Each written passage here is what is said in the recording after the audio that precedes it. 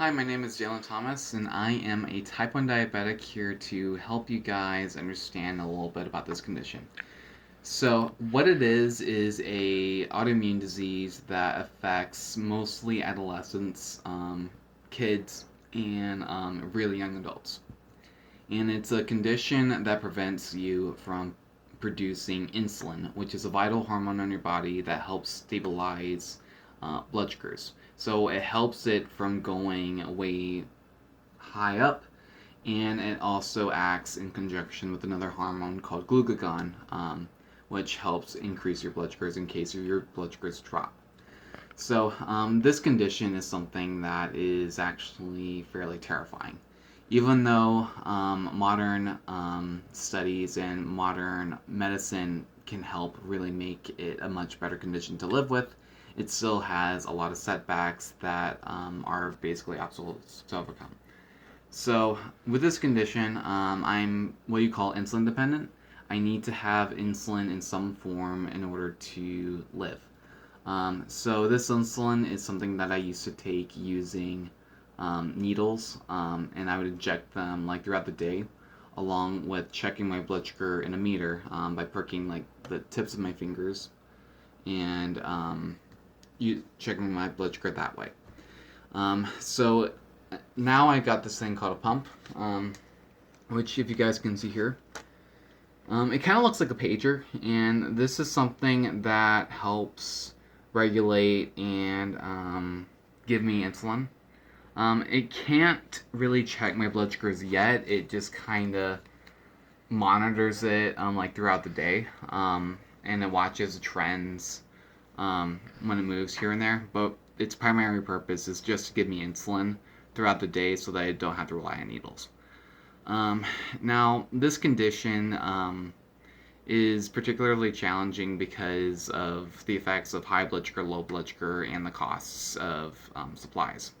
I'll go ahead and talk about the cost of supplies because, like, it used to be that insulin was around like $35 for a vial.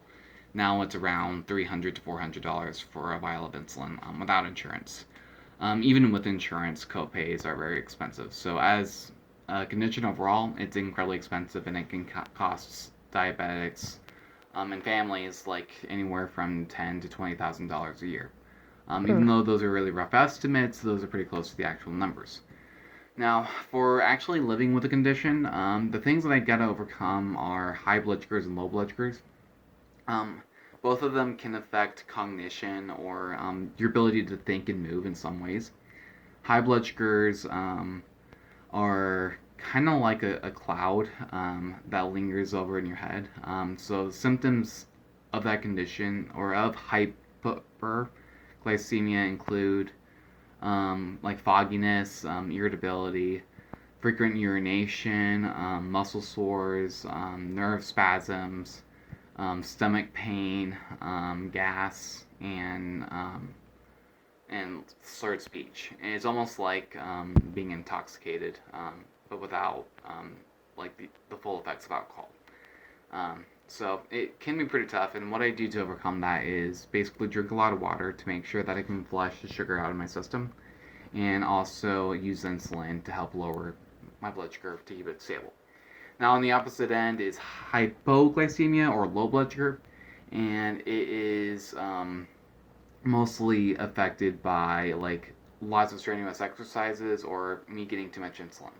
And the symptoms are basically the same symptoms of hunger, sometimes a little bit more extreme. Irritability, severe hunger are one of them. Sometimes I've eaten the entire fridge. So, so that's how hypoglycemia works. And to really mitigate the problems that arise from it, you drink milk or have complex carbohydrates that can increase your blood sugar, but at a stable rate. Right. Sometimes you'll need like glucagon, right, but that's only in severe emergencies, or you're like unable to move, speak, right, or do it yourself. Right. Could you go ahead, say what you can do for Yeah, as far as dietary stuff and exercises go. Okay, so to make life much more livable with this, you basically check your blood sugar daily. You check your blood sugar every time you eat, every time that you're feeling a little bit off, or every time that you're going to do like a major physical activity.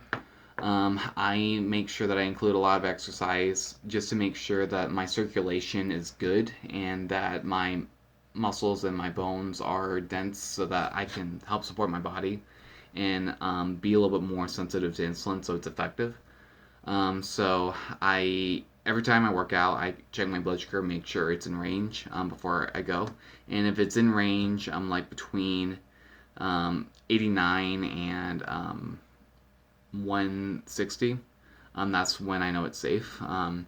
Otherwise, if I have a really high blood sugar, even though exercise can help lower your blood sugar, it's dangerous to do with high blood sugars because your body still does produce glucagon, which is a thing that increases the sugars in your bloodstream. So, like really intense exercises or anything that really gets your epinephrine flowing will cause you to produce more glucagon in your body.